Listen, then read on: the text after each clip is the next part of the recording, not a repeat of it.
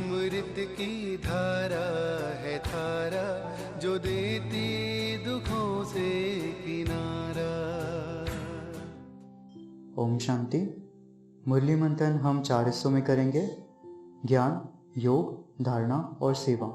ज्ञान मंथन को आसान करने के लिए उसे मोटे तौर पे और 7 हिस्सों में बांटा गया है।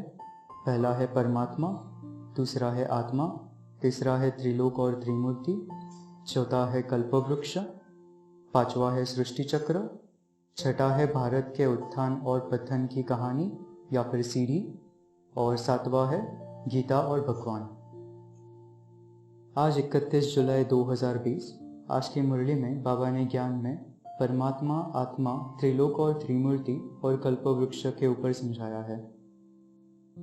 महावाक्य है, मीठे बच्चे, यह वंडरफुल पाठशाला है जिसमें तुम पढ़ने वाली आत्मा भी देखने में नहीं आती तो पढ़ाने वाला भी दिखाई नहीं देता।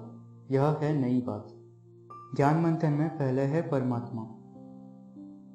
परमपिता परमात्मा ज्ञान का सागर है। वे देखने में नहीं आते, निराकार है। निराकार फिर पढ़ाए कैसे? आत्मा भी शरीर में आती है ना। वैसे परमपिता परमात्मा भी भाग्यशाली रथ अथवा भागीरथ में आते हैं। शिव बाबा हमारे टीचर भी है, गुरु भी है। वह साकार बाप टीचर गुरु अलग अलग होते हैं। यह निराकार एक ही बाप टीचर गुरु है। सत्य बोलने वाला एक बाप है। इस संगम पर पुरुषार्थी बनने के लिए यह एक ही सबका संग होता है। शिव बाबा है मित्र, उनको कहा जाता है पतियों का पति। दूसरा है आत्मा। यह समझ में आता है कि हम आत्मा हैं। आत्मा देखने में नहीं आती, उसकी पहचान होती है, देखी नहीं जाती। हम एक बाप के बच्चे हैं। बाबा हमको पढ़ाते हैं। आत्मा को ही पढ़ना है, सुनना है, धारण करना है। अंदर निश्चय होता जाता है, बुद्धि से समझाता जाता है, मैं आत्मा हूँ। दूर देश से आकर शरीर में प्रवेश करती हूँ, एक शरीर छोड़ दूसरा लेती हूँ। यह आर्गन्स है। हम आत्मा इनसे अलग है। इन कर्मेंद्रियों से हम कर्म करते हैं। मैं इनसे न्यारी आत्मा हूँ। यह शरीर लेकर पाठ बजाता हूँ, सो भी अलौकिक। और कोई मनुष्य ऐसा अलौकिक पाठ नहीं बजाते। तीसरा है त्रिमूर्ति और त्रिलोक। परमात्मा है निराकार। जैसे आत्मा शरीर में आती है, वैसे परमपिता परमात्मा बाप भी भाग्यशाली रथ अथवा भागीरथ में आते हैं। इस रथ को भी अपनी आत्मा है। बाप इस रथ के आधार से आकर बच्चों को पढ़ाते हैं। बाप कहते हैं, मैं भी ड्रामा प्लान अनुसार अपने समय पर आकर शरीर धारण करता हूँ, नहीं तो तुम मीठे मीठे बच्चों को दुख से कैसे छुड़ाऊं? सब कहते हैं हम ईश्वर की संतान हैं। आत्माएं तो हुई निराकारी संतान। फिर बाप रचते हैं तो जरूर साकारी ब्राह्मण रचेंगे। प्रजापिता ब्रह्मा तो साकार होगा ना। वह हो गई एडॉप्शन, गोद के बच्चे। मनुष्यों की बुद्धि में यह बिल्कुल नहीं आता कि प्रजापिता ब्रह्मा द्वारा सृष्टि कैसे रची। मूल वतन में आत्माएं जाकर मिलेंगी। वह तो कोई खेल नहीं, वह तो है अपना घर। वहाँ सब आत्माएं रहती है। अंत में सब आत्माएं वहाँ चली जाएंगी।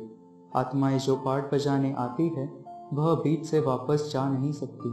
अंत तक पाठ बजाना है, पुनर्जन्म लेते रहना है ताकि सब आ जाए। चौथा है कल्पवृक्ष। सतो प्रधान से सतो रजो तमो में आ जाए। फिर पिछाड़ी में नाटक पूरा होता है तो तमो प्रधान से सतो प्रधान बनना है।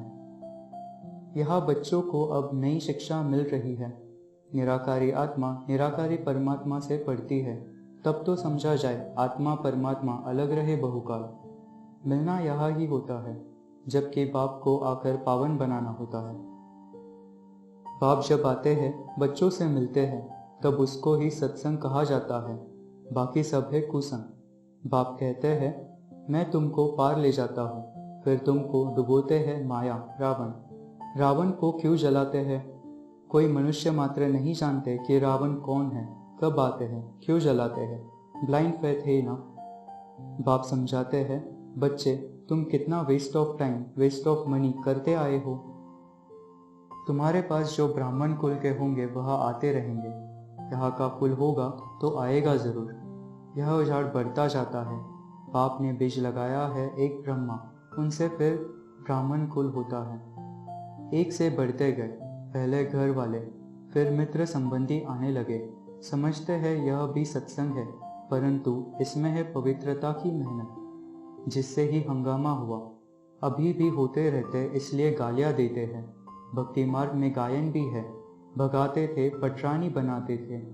असल में यह गायन है शिव बाबा का। समझते हैं जरूर यहाँ पवित्र बनाया होगा, तब तो स्वर्ग में पटरानी बनेंगी ना। तुम सबको सुनाते हो, यह महारानी महाराजा बनने के लिए नॉलेज है। नर से नारायण बनने की सच्ची सच्ची कथा तुम सच्चे भगवान से सुनते हो। ज्ञान मार्ग है ही सत्य, सत्यम शिवम सुंदरम कहा जाता है ना। पुजारी लोग नारायण के चित्र को इतना नहीं मानते जितना कृष्ण को, क्योंकि छोटा बच्चा है। महात्मा से भी बच्चों को ऊंच रखते हैं, क्योंकि महात्माएं तो घर बार आदि सब बनाकर फिर छोड़ते हैं। कोई बाल ब्रह्मचारी भी होते हैं, परंतु उनको मालूम है काम क्रोध क्या होते हैं। छोटे बच्चे को पता नहीं होता, इसलिए उन्हें ऊंच कहा जाता है। योग कृष्ण से कशिश बहुत है, क्योंकि सतोप्रधान है।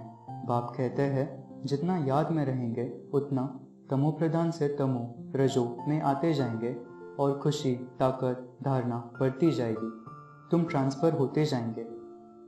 तुम जानते हो अभी हमारी चढ़ती कला होती है याद से।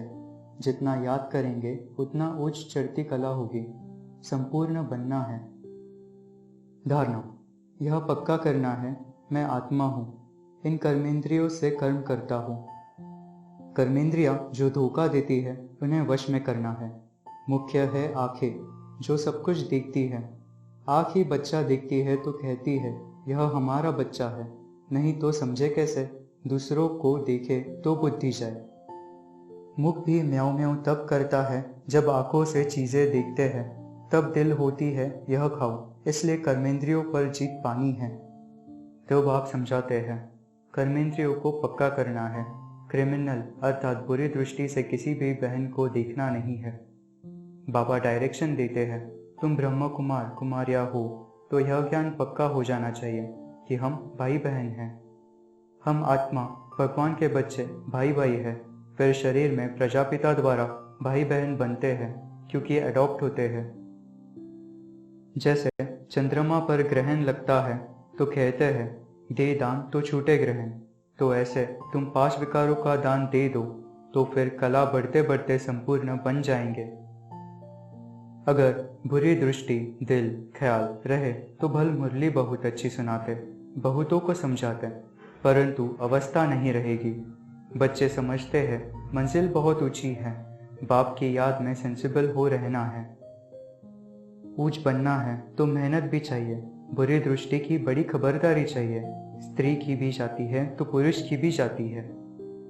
सेवा कोई भी मनुष्य मात्र नहीं जानते कि रावण कौन है, कब आते हैं, क्यों जलाते हैं। वहां भी तुम बहुत अच्छी सर्विस कर सकते हो। तुम्हारे पास जो ब्राह्मण कुल के होंगे वह आते रहेंगे, इसलिए तुम प्रदर्शनी आदि लगाते रहो। यहाँ का फूल होगा तो आएगा जरूर। वरदान ब्रह्म मुहूर्त के समय वरदान लेनी और दान देने वाले बाप समान वरदानी महादानी भव। ब्रह्म मुहूर्त के समय विशेष ब्रह्मलोक निवासी बाप ज्ञान सूर्य के लाइट और माइट की किरणें बच्चों को वरदान रूप में देते हैं। साथ साथ ब्रह्मा बाप भाग्य विदाता के रूप में भाग्य रूपी अमृत बांटते हैं। सिर्फ बुद्धि रूपी कलश अमृत धारण करने योग्य हो, किसी भी प्रकार का विघ्न या रुकावट न हो, तो सारे दिन के लिए श्रेष्ठ स्थिति व कर्म का मुहूर्त निकाल सकते हो, क्योंकि अमृत वेले का वातावरण ही वृत्ति को बदलने वाला होता है। इसलिए उस समय वरदान लेते हुए दान दो, अर्थात वरदानी और महादानी बनो। स्लोगन है, क्रोधी का काम है क्रोध करना और आपका काम है स्नेह देना। ओम शांति।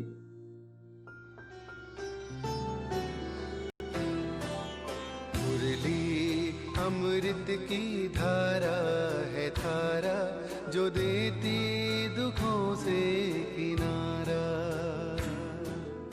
मुरली अमृत की धारा है धारा, जो देती दुखों